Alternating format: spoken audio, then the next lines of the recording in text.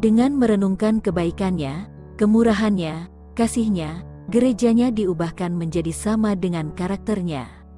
Inilah hasil pekerjaan rohnya Bapa yang bekerja di dalam gerejanya.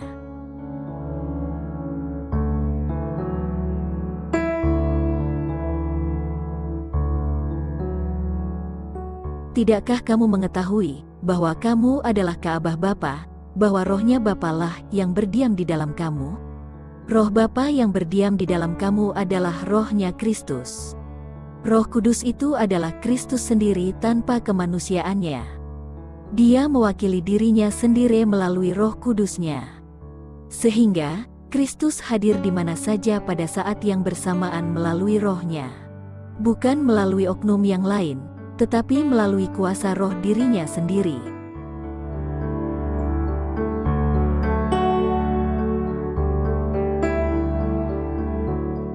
Agar murid-muridnya Kristus bisa menjadi satu, roh Bapa di dalam Kristus perlu berdiam di dalam murid-muridnya. Hanya dengan rohnya Kristus, dan bukan oknum selain Kristus, yang berdiam di dalam murid-muridnya, barulah gerejanya akan menjadi satu di dalam Anak dan Bapa. Inilah yang diinginkan Kristus dari murid-muridnya. Sehingga Bapa yang adalah segala-galanya, berada melalui Kristus, dan berada di dalam tubuh gerejanya. Inilah keutuhan persatuan yang diinginkan oleh Bapa melalui Anaknya. Kesatuan berdasarkan rohnya Bapa di dalam Anaknya, dan di dalam anak-anaknya.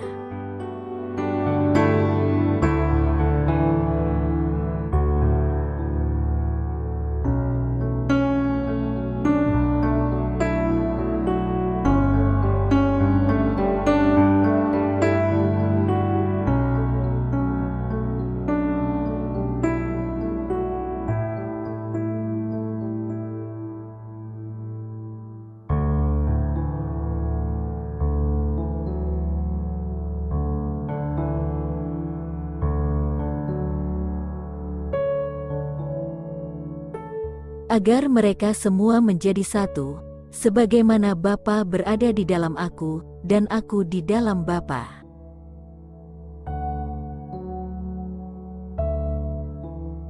Agar mereka menjadi satu, sebagaimana kami adalah satu. Aku di dalam mereka, dan engkau di dalam aku.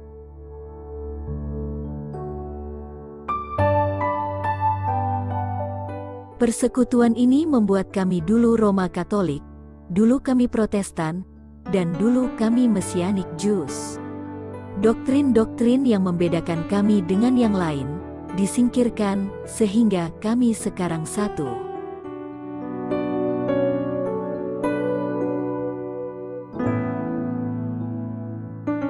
Persekutuan ini berakar di dalam kasih kami terhadap Trinitas. Satu God, sementara ada tiga God. Inilah yang akan mempersatukan kami semua. Trinitas.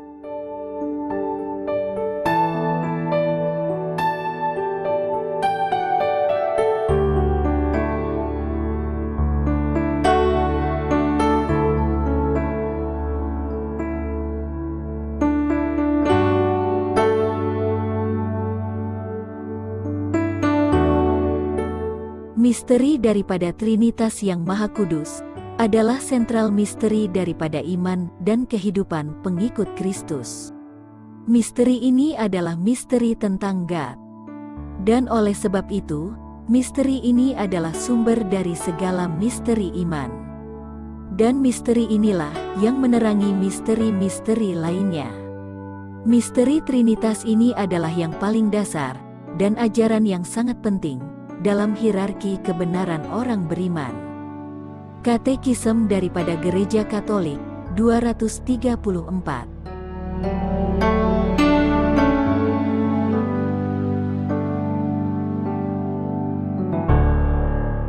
Ada organisasi lain yang universal dan sungguh-sungguh Katolik, dan organisasi itu adalah Gereja Masehi Advent Hari ke-7. Neil Wilson, Presiden daripada General Conference Masehi Advent Hari ke-7.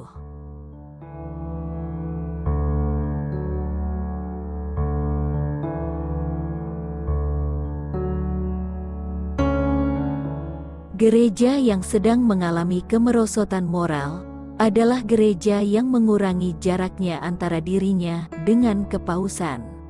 Signs of the Times, Februari 19, 1894, paragraf 4. Jarak yang tambah dekat ini adalah untuk tujuan persatuan. Persatuan yang dihasilkan oleh cinta bersama terhadap Trinitas.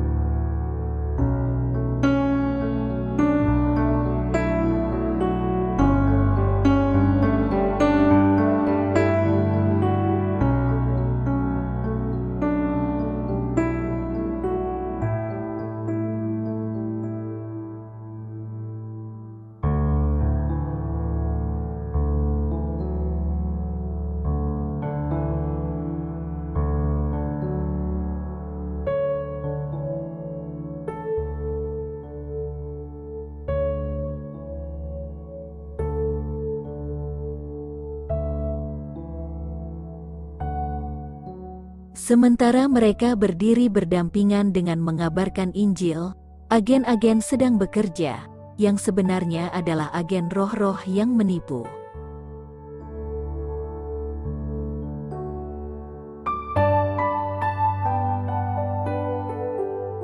Dengan Alkitab terbuka, dan mengaku untuk menghormatinya, banyak pemimpin-pemimpin agama di zaman ini sedang menghancurkan iman terhadap firman Tuhan.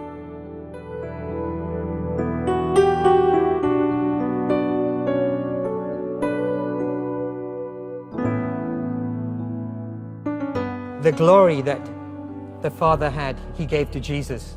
The glory was the presence of God. Bapa dan anaknya hadir melalui rohnya mereka. Di Matius 28 ayat 20, Kristus mengatakan bahwa Dia akan selalu berada dengan murid-muridnya. Kehadirannya bukan dengan kehadiran oknum tubuhnya, tetapi melalui rohnya. Roh Kudus itu adalah Kristus sendiri, tanpa tubuh kemanusiaannya, dan bebas dari unsur kemanusiaannya. Kristus mewakili dirinya sendiri melalui Roh Kudusnya. Demikianlah Kristus selalu hadir dalam murid-muridnya. Rohnya Kristus bukan oknum ketiga yang namanya Roh Kudus, namun dirinya sendiri tanpa kemanusiaannya. What is the charismatic renewal? It's when we experience the presence of God. And He said, and I give them the glory, pragmatic reason, so that they may be one. It's the glory that glues us together, not the doctrines. It's the glory that glues us together, not the doctrines. Because God will sort out all our doctrines when we get upstairs. Because God will sort out all our doctrines when we get upstairs. Nama adalah karakter yang dihidupkan dalam kehidupan orang itu. Karakter Bapa adalah kemuliaannya yang diungkapkan di dalam kehidupan anaknya.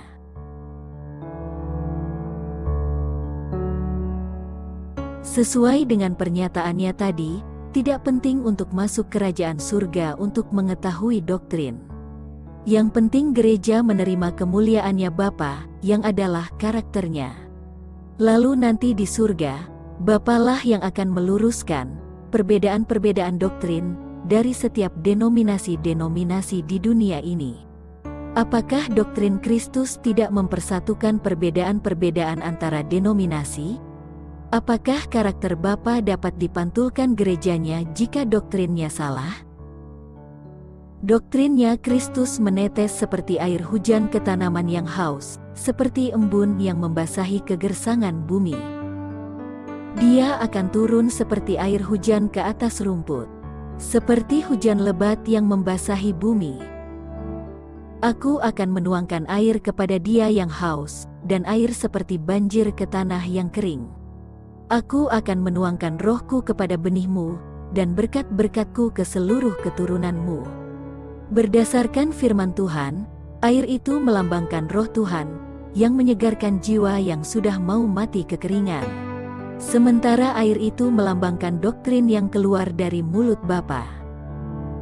Sebagaimana Kristus adalah kepala gerejanya, dan penyelamat tubuhnya, rohnya diberikan kepada gerejanya, agar dia dapat membersihkan tubuhnya, dengan mencuci bersih gerejanya dengan air bersih, yaitu firman roh kebenarannya, agar gerejanya bersih, tanpa noda, tanpa cacat, kudus, dan adalah gereja yang mulia.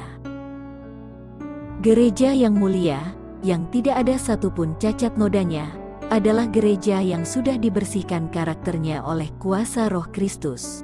Karakter yang mulia adalah hasil dari doktrin yang bersih. Mustahil bagi karakter yang kotor dibersihkan tanpa doktrin, yang adalah kuasa roh firman Kristus yang murni. Seseorang dibersihkan melalui kebenaran. Firman Kristus itu adalah kebenaran. Firman itu adalah doktrin, yang menetes seperti air yang membersihkan. Mereka yang melakukan firman Kristus akan memiliki karakter Kristus yang sempurna, karena kehendak mereka adalah kehendaknya Kristus. Demikianlah karakter Kristus dibentuk di dalam gerejanya, yang adalah pengharapan akan kemuliaannya. Dengan memandang karakternya, orang itu dirubahkan menjadi seperti karakternya Kristus, oleh kuasa Roh Kudus. Bapa bekerja melalui rohnya dalam pekerjaan penciptaan. Demikian juga dari pekerjaan keselamatan dari dosa.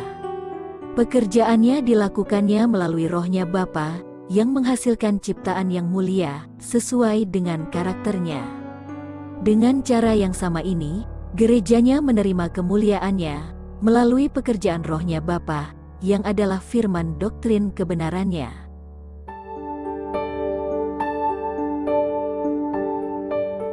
Karena kemuliaan Bapa adalah karakternya, yang adalah hasil kerja kuasa roh firman doktrinnya, di dalam tubuh gerejanya, sehingga mustahil bagi tubuh gerejanya menjadi satu di dalam Bapa dan anaknya, jikalau firman doktrin kebenarannya disingkirkan oleh tubuhnya.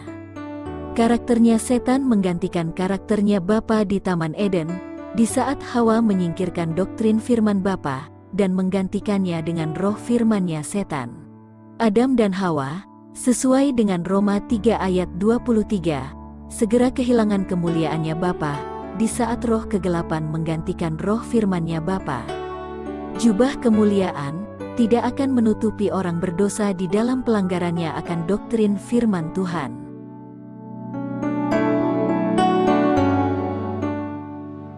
Di Yesaya 4 ayat 1, dikatakan bahwa ada waktunya, di mana 7 wanita akan berpegang kepada satu orang, dengan berkata, kami akan makan roti kami sendiri, dan mengenakan jubah kami sendiri. Tetapi biarlah kami mengambil namamu. 7 wanita adalah seluruh gereja. Roti dan jubah adalah doktrin. Nubuatan Yesaya ini digenapi sewaktu denominasi-denominasi bersatu, bukan berdasarkan doktrin-doktrin yang berbeda. Karena yang mempersatukan adalah nama, yang kita mengerti sebagai kemuliaan. Doktrin tidak penting untuk keselamatan, yang penting adalah persatuan yang dihasilkan cinta kami terhadap Trinitas. Karena roh oknum ketigalah yang akan mempersatukan semua denominasi, yang walaupun doktrin-doktrinnya berbeda, tapi satu dalam kasihnya terhadap misteri Trinitas. Because in 1999, the Roman Catholic Church and the Protestant Lutheran Church signed an agreement that brought an end to the protest. In 1999, they wrote this together. So what these two churches did, they put the two definitions together. Listen to it. I'm reading verbatim from the Catholic Vatican website.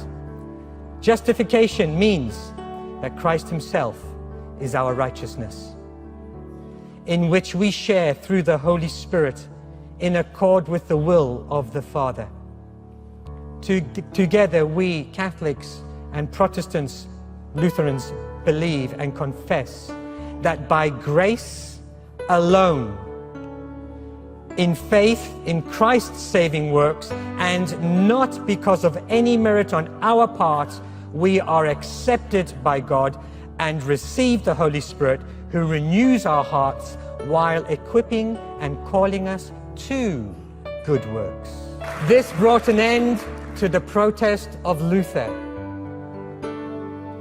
Brothers and sisters, Luther's protest is over. The protest is over. The protest is over. Dan inilah agama yang mulai dirangkul oleh orang Protestan. Dan akhirnya akan terjadi persatuan antara mereka. Persatuan ini tidak akan menyebabkan perubahan pada Katolik, karena Roma tidak pernah berubah. Dia mengaku bahwa dia tidak dapat berbuat salah.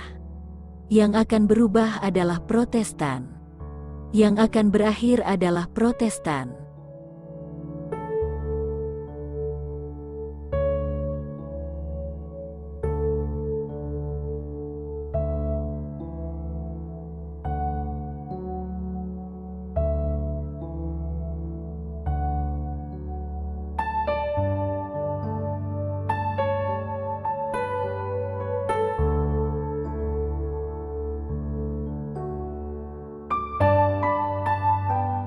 Yohanes melihat kuasa gereja ini mengalami luka parah, dan luka parahnya sembuh. Dan Yohanes melihat kuasa yang lain muncul keluar dari bumi, memiliki dua tanduk seperti domba, namun dia akan berbicara seperti naga.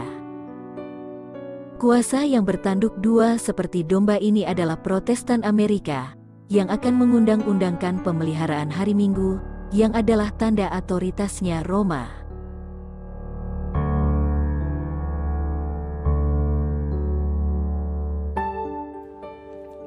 And the glory which you have given me, I have given them, that they may be one as we are one. Glory to the Father. Amen. Io sono qui con mio fratello, il vescovo fratello Tony Palmer. Siamo amici da anni. Io ho la nostalgia che questa separazione finisca e ci dia la comunione. Io ho nostalgia e avanti, siamo fratelli, ci diamo spiritualmente questo abbraccio e lasciamo che il Signore finisca l'opera che Lui ha incominciato. Perché questo è un miracolo, il miracolo dell'unità è incominciato. Vi chiedo di benedirmi e io vi benedico, di fratello a fratello. Un abbraccio. Grazie.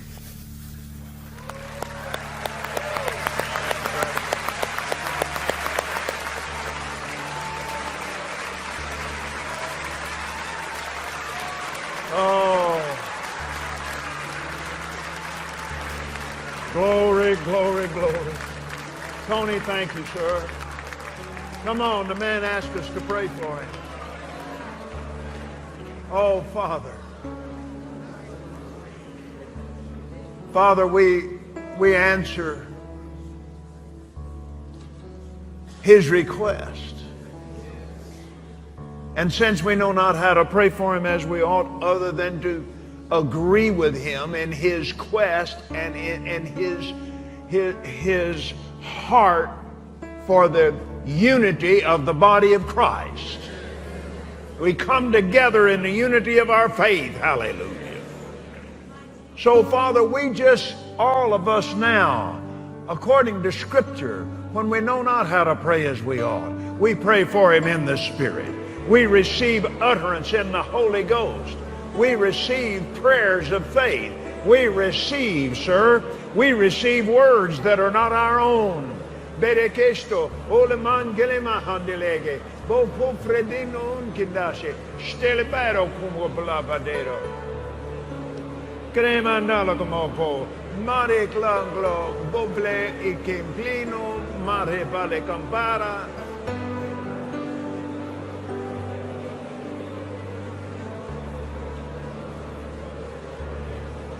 La delgo plumo meno teleaskepe.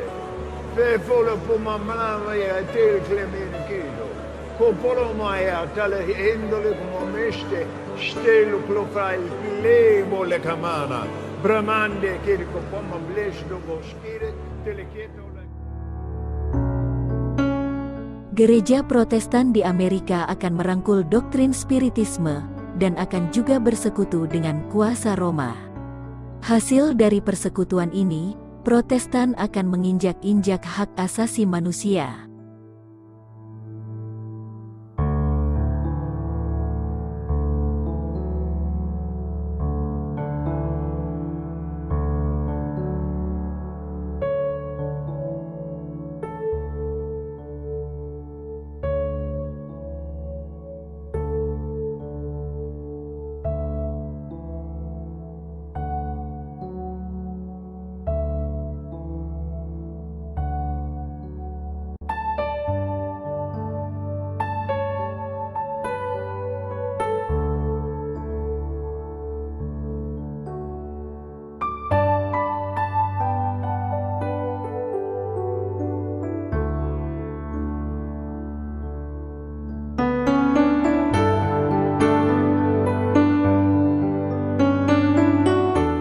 Jika kita bersedia untuk meletakkan senjata tempur kita, untuk menurunkan panji-panji yang berlumuran darah, untuk menjadi tawanan dan hamba setan, maka kita akan dibebaskan dari konflik dan penderitaan.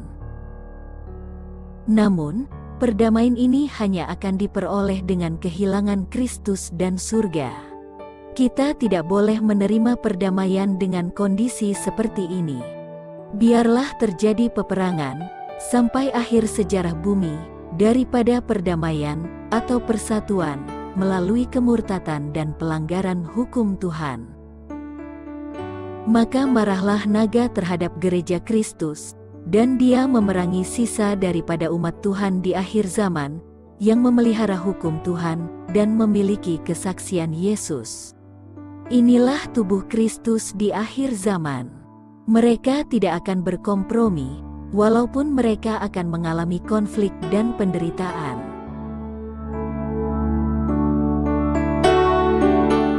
Karakter Kristus yang tak bercacat menegur orang akan dosanya.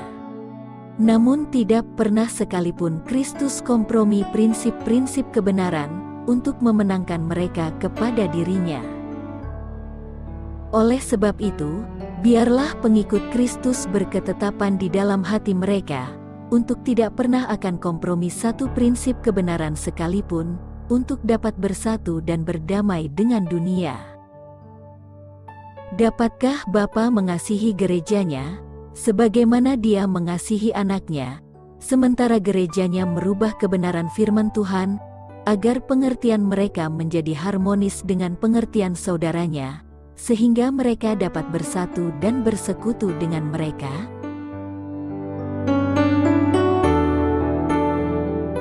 Kristus menginginkan gerejanya menjadi satu. Persatuan ini hanya akan terjadi jika Roh Bapa yang berada di dalam Dia berada di dalam mereka. Apa yang membuat Kristus satu dengan Bapanya adalah apa yang membuat mereka satu di dalam Bapa dan Anaknya. Dan itu adalah rohnya mereka. Rohnya Bapa yang adalah rohnya Anak, bukan oknum ketiga selain Bapa dan Anak. Persatuan yang diinginkan gereja-gereja di akhir zaman ini berdasarkan roh persatuan Trinitas. Persatuan ini adalah hasil dari oknum ketiga yang mereka ajarkan sebagai Roh Kudus berdiam di dalam mereka.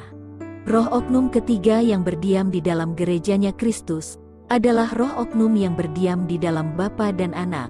Sementara roh oknum ketiga ini bukan Bapa ataupun Kristus. Firman Tuhan mengajarkan bahwa gerejanya Kristus adalah gerejanya, karena rohnya Kristus, bukan oknum ketiga, yang berdiam di dalam gerejanya. Waktu Bapa mengatakan kepada anaknya, "Mari kami ciptakan manusia sesuai dengan image kami," pengertian kata kami, hanyalah bermakna, jika kita mengerti, bahwa rohnya Bapa yang berada di dalam anaknya lah, yang membuat Adam dan Hawa adalah satu image-nya. Sehingga, manusia yang diciptakan di dalam kesatuan mereka adalah satu. Adam dan Hawa satu, dan mereka pun satu di dalam Bapa dan Anaknya. Persatuan inilah yang diinginkan Kristus. Dan persatuan ini pasti akan terjadi, karena kuasa yang mempersatukan ini di dalam rencana penebusannya adalah kuasa penciptaannya.